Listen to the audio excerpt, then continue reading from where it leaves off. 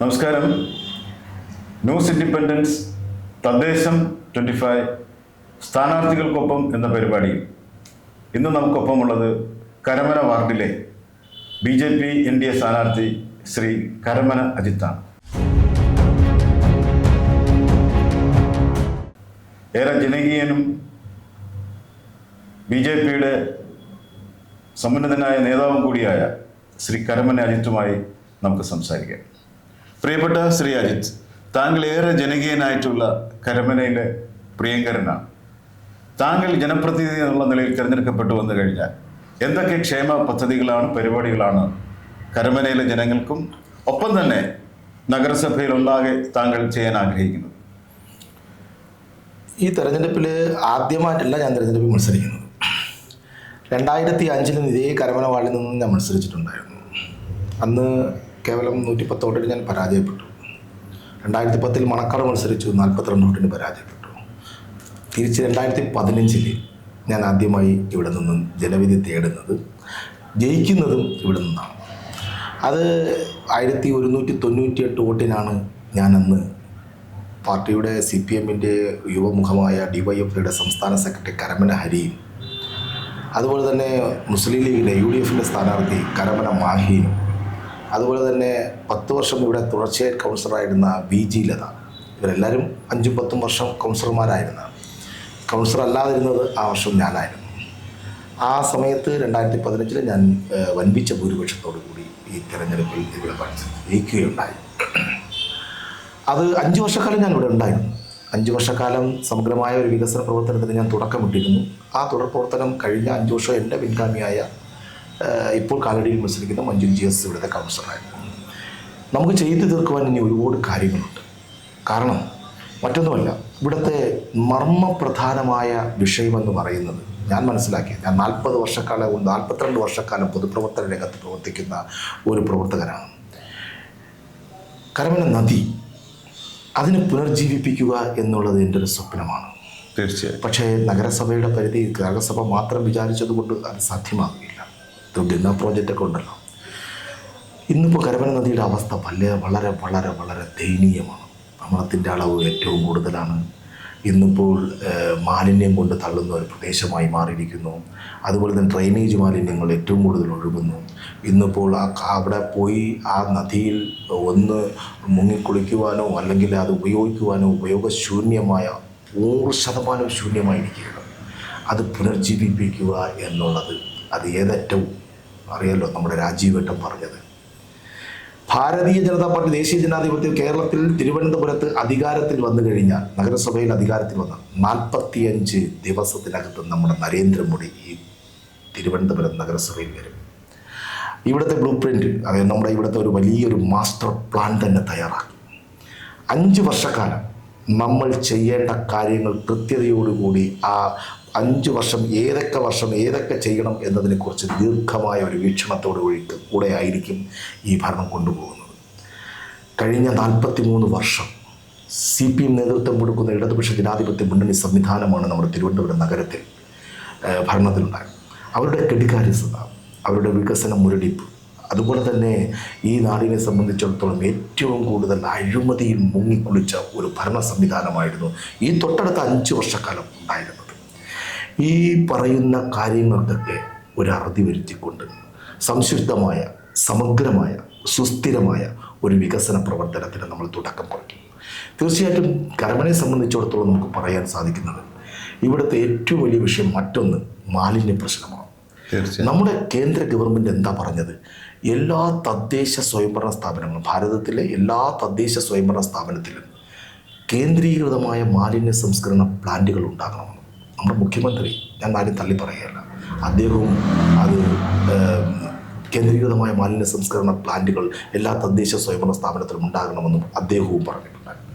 പക്ഷേ നാളിതുവരെ വിളപ്പിശാല മാലിന്യ സംസ്കരണ പ്ലാന്റ് പൂട്ടിയതിന് ശേഷം ഇവിടുത്തെ മാലിന്യ പ്രശ്നത്തിന് പരിഹാരം കാണുവാൻ ഈ പറയുന്ന ഒരു ഭരണസമിതിക്ക് സാധിച്ചിട്ടില്ല എന്നുള്ളത് വസ്തുതയാണ്. ആ വിഷയത്തിനൊരു പരിഹാരം കാണേണ്ടത്.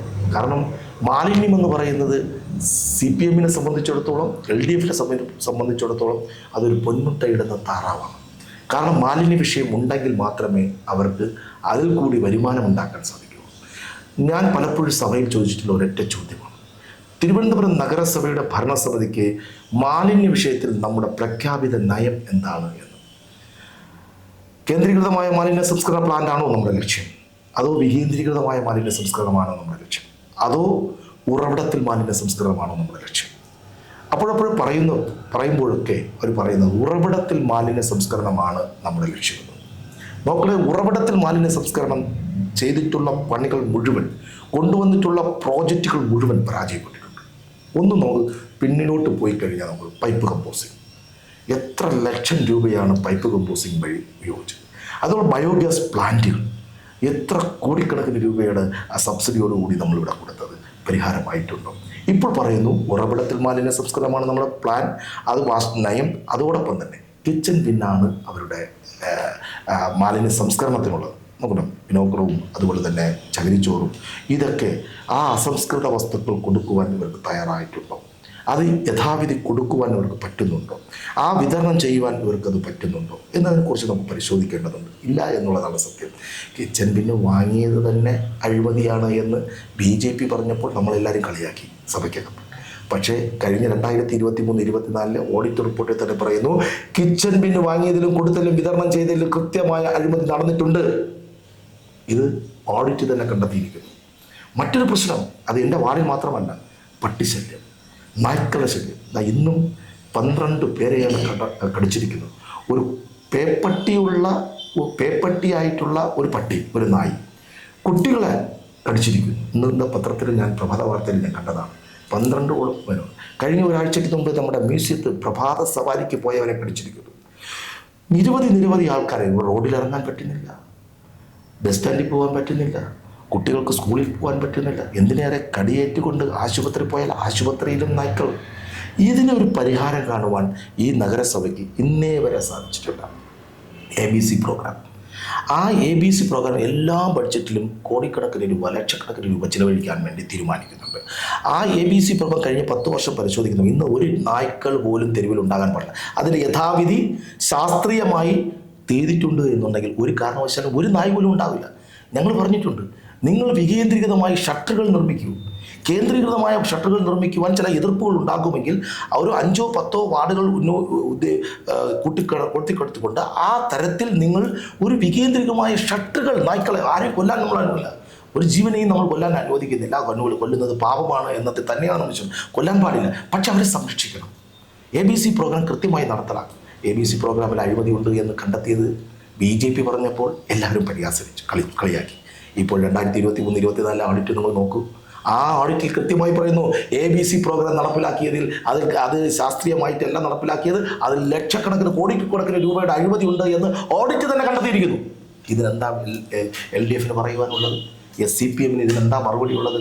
നോക്കണേ, പാവപ്പെട്ട 60 വയസ്സ് കഴിഞ്ഞവർക്ക് പെൻഷൻ, ആ പെൻഷൻ മരിച്ചവർക്ക് പെൻഷൻ കൊടുത്തിരിക്കുന്നു.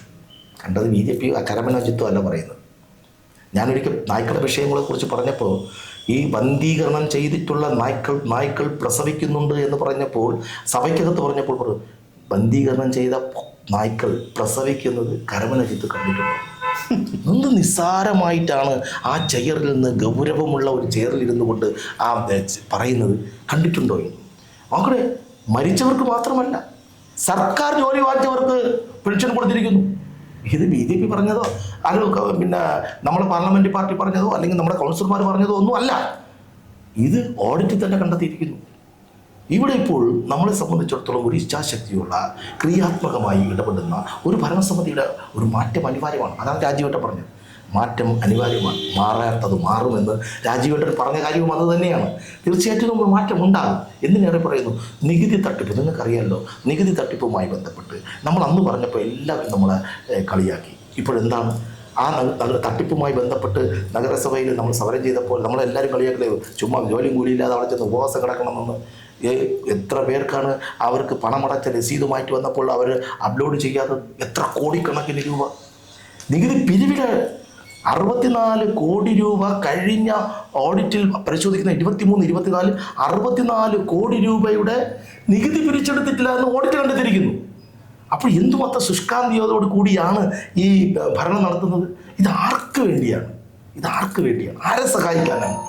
ഇത് ഭാരതീയ ജനതാ പാർട്ടിയെ സംബന്ധിച്ചിടത്തോളം, ദേശീയ ജനാധിപത്യ സഖ്യത്തെ സംബന്ധിച്ചിടത്തോളം ഇത് ചർച്ച ചെയ്യപ്പെടേണ്ടതുണ്ട്. കാരണമെന്ന് പറഞ്ഞു കഴിഞ്ഞാൽ കഴിഞ്ഞ കാലങ്ങളിൽ നടന്നിട്ടുള്ള ഏകദേശം എൻ്റെ അറിവിൽ ഒരു 40ഓളം അഴിമതിയുണ്ട്. എല്ലാം ഞാൻ പറയാൻ ആഗ്രഹിക്കുന്നു. ഒരുപാട് പൊങ്കാല, നമ്മുടെ ആറ്റുകാൽ പൊങ്കാലമുണ്ട്. അഴിമതിക്ക് പൊങ്കാലയിട്ട മേയർ ആരെ എന്ന് ചോദിച്ചാൽ അത് ആര്യ രാജേന്ദ്രനാണ്. അഴിമതിക്ക് അക്ഷരാർത്ഥത്തിൽ കഴിഞ്ഞ 4 വർഷം കൊണ്ട് 40ഓളം അഴിമതി നടത്തിയിട്ടുണ്ട്. ഈ പറയുന്ന പട്ടികജാതി പട്ടുപട്ടികൾ നികുതി തട്ടിപ്പായിരുന്നാലും ശരി തന്നെ, പീച്ചൻ പിന്നിൽ അഴിമതിയാലും ശരി തന്നെ, നമ്മുടെ ABC പ്രോഗ്രാമിലൂടെ ആയിരുന്നാലും ശരി തന്നെ, എന്തിനേറെ പറയുന്നു, പാവപ്പെട്ടവർക്ക് മരുന്ന് വാങ്ങിക്കുവാൻ വേണ്ടി പണം കൊടുക്കാറുണ്ട് പാവപ്പെട്ടവർക്ക്. കിംസിൽ PRS പോലുള്ള സ്വകാര്യ ആശുപത്രിയിൽ ചികിത്സ തേടിയവർക്ക്, ആ ചികിത്സ തേടിയവർക്ക് മരുന്ന് കൊടുക്കുന്നത് നഗരസഭയെന്ന്. സർക്കാർ ആശുപത്രിയിൽ ചികിത്സ തേടി അവിടുത്തെ ചീട്ട് മുഖാന്തരം, അവിടുത്തെ ഡോക്ടറിന് ചീട്ട് മുഖാന്തരം മരുന്ന് കൊടുക്കേണ്ടത്, പക്ഷെ അവർക്ക് കൊടുക്കാതെ ഇവർക്ക് വേണ്ടപ്പെട്ട സ്വകാര്യ ആശുപത്രിയിൽ ചികിത്സ തേടിയിട്ടുള്ള കോടിക്കണക്കിന് ലക്ഷക്കണക്കിന് രൂപ ചെലവഴിക്കപ്പെടുന്ന കഴിവുള്ള ആ ആൾക്കാർക്ക് അവർ ചികിത്സാ സഹായം എന്നുള്ള മരുന്ന് വാങ്ങിക്കുവാൻ വേണ്ടി കാർഡ് കൊടുത്തിരിക്കുന്നു. ഇത് പറഞ്ഞത് BJP അല്ല. ഇത് പറഞ്ഞത് ഓഡിറ്റിൽ കണ്ടെത്തിയിരിക്കുകയാണ്.